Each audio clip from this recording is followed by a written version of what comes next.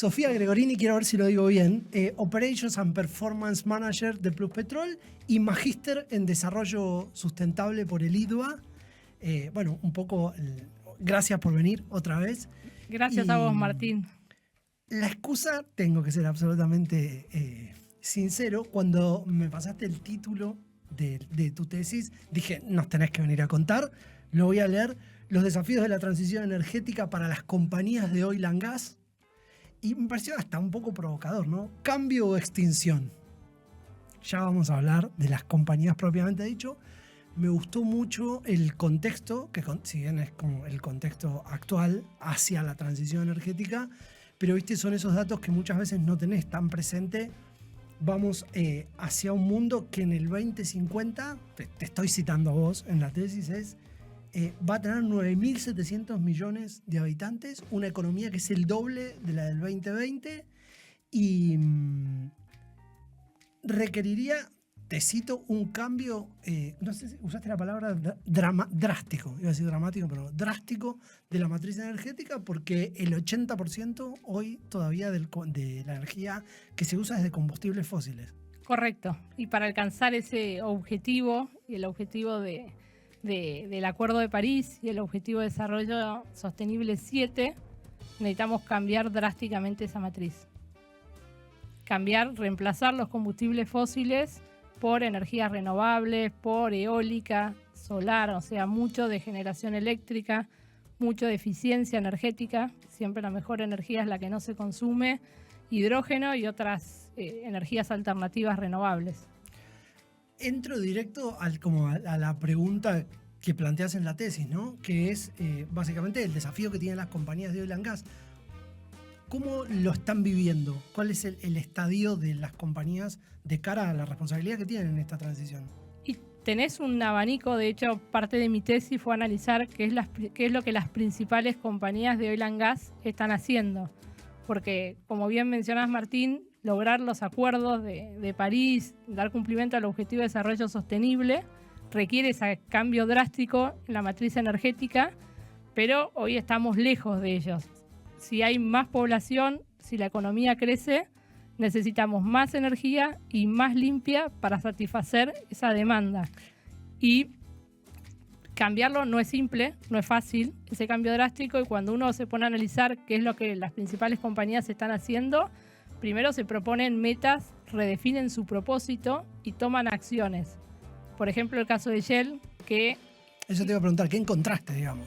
Sí, por ejemplo, en el caso de Shell, toman acciones en 3 dimensiones. Como proveedor de energía, que diversifican la energía que proveen con fuentes renovables, eólica, solar, dejan el oil y se migran hacia el gas, que es el combustible de la transición, porque emite menos emisiones por unidad de energía. Pausa. Me tomo un minuto para pedirles que por favor se suscriban al canal. Más de la mitad de las personas que ven el contenido de Brainstorming cada semana no está suscripta. Y que den un like, ya que esas 2 acciones, que no cuestan prácticamente nada, nos ayudan mucho a posicionar los contenidos. Gracias. Seguimos con la programación habitual. Y después trabajan ellos propios como usuarios de energía en la producción, en sus operaciones, tratan de reducirlas, llevarlo también al menor... Comen los confites que fabrican, digamos. Exacto. Y trabajan con la cadena, porque trabajan mucho en el Scope 3 de los usuarios finales que consumen su energía para ver cómo pueden minimizar su huella. Y algo para mí sumamente importante tiene que ver con el rendimiento esperado de cada una de estas inversiones, porque es muy diferente la inversión y el rendimiento en el upstream que lo que es en energías renovables. Y sin eso... ¿De cuánto estamos hablando? ¿De la mitad? La mitad aproximadamente, o sea, el oil and gas duplica el rendimiento, si no recuerdo mal, en el último informe era un 20 el upstream y un 10 las energías renovables. O sea, la promesa que hacen estas compañías a sus accionistas cuando entran en estos procesos es del 50% de la rentabilidad, digamos, o del, no sé exactamente qué palabra utilizar. Sí, o sea, si el oil and gas te paga un premio de 20, bueno, las energías renovables a la mismo nivel de inversión, un premio de 10. Pero bueno, si uno no tiene ese mindset cambiado, es difícil que cuando uno lleva una propuesta te lo aprueben, porque estamos acostumbrados a un nivel de rendimiento mucho mayor. Además de estos 3 ejes estratégicos que contaste, en este caso de Shell, ¿cuenta cómo es su proceso hacia adentro? Sí, habla mucho del tema de gobernanza. La gobernanza acompaña, lidera y promueve estos cambios en los procedimientos y en la gente. Porque tenés que hacer como una transformación de la propia compañía para poder transformar el negocio, ¿no? Totalmente. Pero bueno, parte, y además Shell fue el primer caso que le presentan al accionista una estrategia nueva de transición que se compromete en alcanzar el Net Zero el 2050, y su gobernanza trabaja y lidera con ese ejemplo, con las políticas, con lo que hace y busca y fomenta, y hasta da capacitaciones a sus empleados y demás, ¿no? Para alcanzar, y muchas veces busca dónde hay mercados difíciles de transformar, y hasta lidera a veces a sus propios clientes mostrándoles que se puede y se mete en ese negocio. El caso de BP también es bastante similar. De hecho, también tienen compromisos de Net Zero al 2050. Y bueno, ahí hay compañías como Total que hasta han cambiado su logo, ¿no? Y se ve cómo en el 2015 Total tenía 1/3 de gas, y en el 2030 cambia el porcentaje de oil, lo baja y lo cambia y lo reemplaza por gas. ¿Ese es el plan de Total? Sí. ¿Público? Sí, digamos. Está publicado en uno de los papers que está citado en mi trabajo. Qué interesante, claro, se empieza a producir todo el rebranding de las compañías, ¿no? Sí, primero lo que hacen es bajar la producción de oil and gas, fijar metas de emisión, empezar a invertir en generación eléctrica a partir de fuentes renovables y invertir en investigación y desarrollo para capturar las oportunidades. Hay un paper de McKinsey muy bueno que dice que frente a este escenario, a este contexto de incertidumbre, las compañías de oil and gas tienen todo lo que necesitan para poder capitalizar y desplegar toda la enseñanza que el oil and gas, manejar proyectos grandes. ¿En qué sentido tienen todo lo que necesitan? Y saben manejar, o sea, están acostumbradas a manejar una cartera grande de alto monto, generar la cadena de valor necesaria para poder llevar a cabo el apetito al riesgo, que lo tienen, si bien la tasa de retorno es alta, claro. Entonces tienen las condiciones dadas para emprender proyectos de esta envergadura, pero se necesita un liderazgo ágil y que sepa liderar y sepa llevar adelante las decisiones y se atreva en este contexto de incertidumbre, ¿no?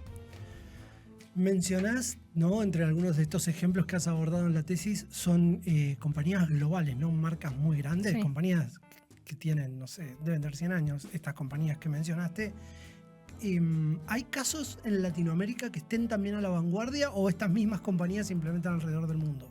No, hay casos acá en Argentina. No quiero espoliar nombres para no entrar. Y a propósito es que cito también en mi tesis a compañías grandes, pero sí hay casos. Y hay casos donde se ve claramente, de hecho en parte de mi trabajo, lo que quería llegar es llamar a la conciencia del contexto en el que hoy las compañías están jugando el partido. En un contexto de mucha incertidumbre, sabemos hacia dónde tenemos que llegar, no sabemos cuándo va a suceder. El horizonte de las compañías de oil and gas en los últimos 20 años cambió, pero bueno, qué tan rápido, tan despacio sea esta transición, hay un montón de factores y uno de ellos lo vemos claramente reflejado en la invasión de Rusia a Ucrania. Latinoamérica tiene un contexto y tiene una fuente de recursos fósiles impresionante. No estamos todos parados en la misma piedra, ¿no? Pero tarde o temprano va a llegar. Y vos como compañía de oil and gas tenés que entender esto y a la hora de tomar decisiones de inversión decir, ok, sigo en esto y cómo obtengo mi valor presente neto lo más rápido posible, sabiendo que la licencia social juega y jugará cada vez un papel más importante, cada vez más difícil de desarrollar, donde los costos, hay un papel de McKinsey donde te muestra que va a cambiar la matriz, pero las inversiones en oil and gas se espera que no bajen. ¿Por qué? Por mayores costos y mayores exigencias en materia ambiente. Ahí dice que en los próximos 5 años el pico de oil, 20-30 de gas. Hoy eso es incierto, pero sabemos que los sistemas se deben transformar. Pero bueno, en las compañías vos podés decir, sigo en la misma, maximizo mi valor presente y veo cómo estas variables las coloco para asegurar que voy a poder obtener ese rendimiento que es tan alto hoy en el upstream, o aprovecho todo mi conocimiento y me transformo. Pero ahí estás hablando como de dos cambios de mindset, ¿no? Porque tenés uno, el mindset de negocio, que es como apuesto, si estoy entendiendo bien, ¿no? Y a partir de lo que leí, es como, ¿soy más cortoplacista o soy más largoplacista? correcto. Y ser más largoplacista es más caro hoy. Te escuchaba y pensaba en lo siguiente. Hay como dos cambios de mindset grande. Uno que tiene que ver con cómo se gana la plata. Es decir, si ahora tengo que invertir más para ganar menos, es un gran cambio de mindset. Pero después tenés otro que es los dos grandes drivers que tiene el cambio, que es la tecnología y el marco regulatorio, piden que la gente sea capaz, cuando digo la gente, digo como la alta gerencia, sea capaz de pensar en un mundo que cambia muy rápido, en industrias que han sido muy conservadoras, que han sido criados en escenarios que no cambiaban tan rápido. Empezá por donde quieras. No, totalmente, y ese es el gran desafío y es parte del llamado a la conciencia de entender este contexto, ¿no? Por el lado hay un paper, La visión al 2050, del World Business Council, que te dice esto de la reinvención del capitalismo, ¿no? Pensarlo diferente. Reinvención del capitalismo, como un nuevo capitalismo. Exactamente, que no quiera extraer valor, sino que quiera crear valor para la sociedad, donde la resiliencia tiene que estar, es necesaria, indispensable en este contexto de incertidumbre, en este contexto que se necesita de grandes inversiones para lograr esa transformación. ¿Lo plantea como un deber ser o como si no es así no va a ser de ninguna forma? No, como una necesidad. Sí, como más una como necesidad. Sí, exacto, como un liderazgo ágil, innovador, que busque reinventar el capitalismo y en realidad porque hay que invertir grandes montos para poder transformar nuestra matriz energética, tenemos que cambiar la forma en la que hemos crecido, lo dice así literal, radical en todas las formas, y tenés que desplegar la inversión en el momento y en el lugar correcto. Y hay muchas veces que hay cosas que no las puedes prever hoy. ¿No lo ves como extremadamente complejo para el management actual, digamos? Estoy hablando del management global, ¿no? Porque son industrias bien globales. Totalmente. Tienen que tener cabezas nuevas, digamos, básicamente, para pensar estos temas. Yo creo que en parte sí, y en parte el Tata Consulting, que también habla de la oportunidad que tienen las empresas del oil and gas en su paper, dice, tienen que cambiar la estrategia, tienen que renovar su portfolio, que acompañe esa estrategia, a tomar acciones, ¿no? Con nueva cartera de inversiones, con operaciones hiper eficientes de las que tienen hoy. Dice, verde porque te quiero verde y verde para la sostenibilidad y la rentabilidad. Claro. Solo el barril con menor emisión mañana va a ser competitivo y va a poder seguir compitiendo en el mercado.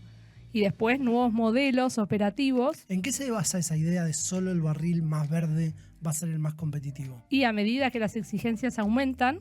¿Las exigencias son los marcos regulatorios? Exactamente, las exigencias en materia de marco regulatorio, de emisiones, te van imponiendo. Hasta hoy por hoy no tenemos todavía en Argentina un impuesto a las emisiones de gas de efecto invernadero, pero si lo tenés te afecta de lleno a la rentabilidad totalmente. Menos mal que no está. Y porque América Latina tiene otro contexto y tenemos es diferente, ¿no? Pero tengo dos preguntas más para hacerte, voy a arrancar por acá. ¿Qué impacto tiene la energía limpia hoy en Argentina y en Latinoamérica más o menos? Sé que Uruguay es medio vanguardia en esto también, ¿no? Y Uruguay, su energía eléctrica es casi todo renovable. En Argentina, después de la implementación del renovar, no miré los últimos meses, pero hemos llegado a picos del 30% de energía eléctrica abastecida por fuentes renovables. Es un gran número, el 30%. Y bueno, igual nuestra matriz de energía eléctrica es bastante particular por el aporte de las hidroeléctricas también, ¿no?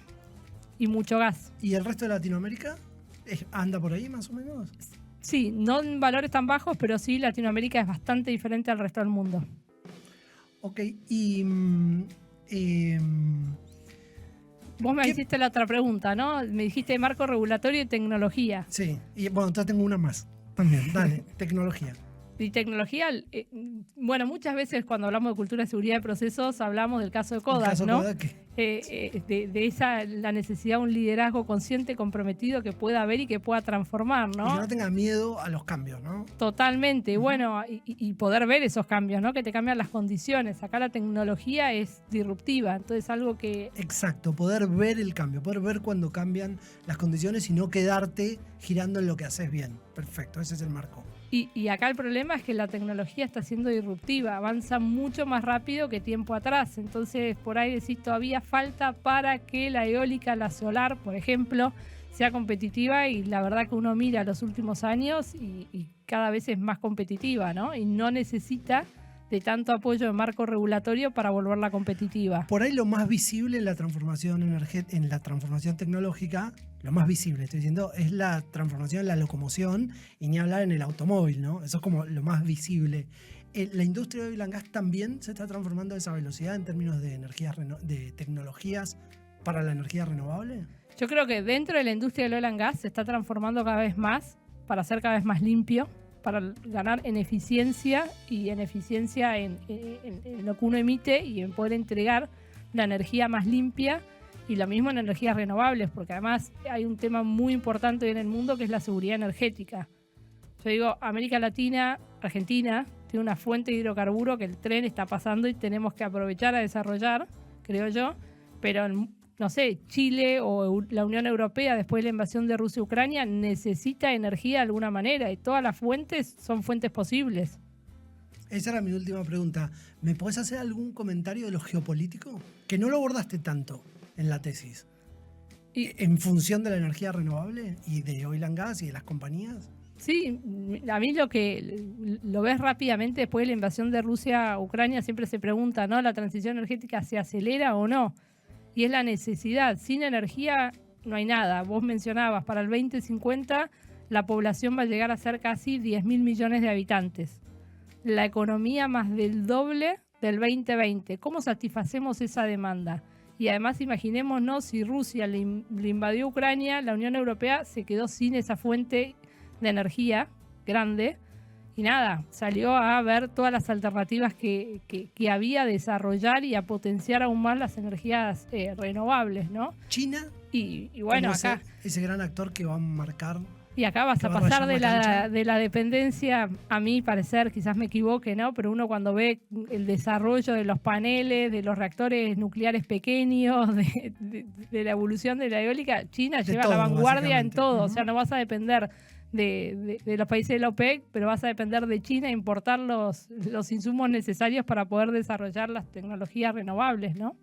Sofi, extraordinario, te agradezco. Y ahora sí, la última, de verdad, gracias por tu tiempo. Me informo con Bloomberg Green, yo, como mi fuente de cabecera. ¿Qué más tenemos que leer los que estamos interesados en esto? Y a mí me gusta bastante McKinsey para la industria del oil and gas, por la visión que tienen. Miro bastante cómo evoluciona lo que tiene que ver con proyecciones y datos reales de la Agencia Internacional de Energía, y algún paper más de alguna consultora como Tata o alguna otra que me da datos. Te voy a tener que escribir a vos. No. Pero no, hay mucho. O sea, yo miro mucho la tendencia del mercado con la Agencia Internacional de Energía o IRENA para entender dónde estamos. Y esto de China, vos mirás ahí qué produce, qué consume y decís, wow, mañana somos dependientes de China. Pero bueno, en trayectorias, en perspectivas, McKinsey a mí me gusta mucho también. Otra vez, gracias, buenísima la tesis, así que te estaré molestando en otra ocasión. No, gracias a vos, Martín. Gracias por venir. Gracias.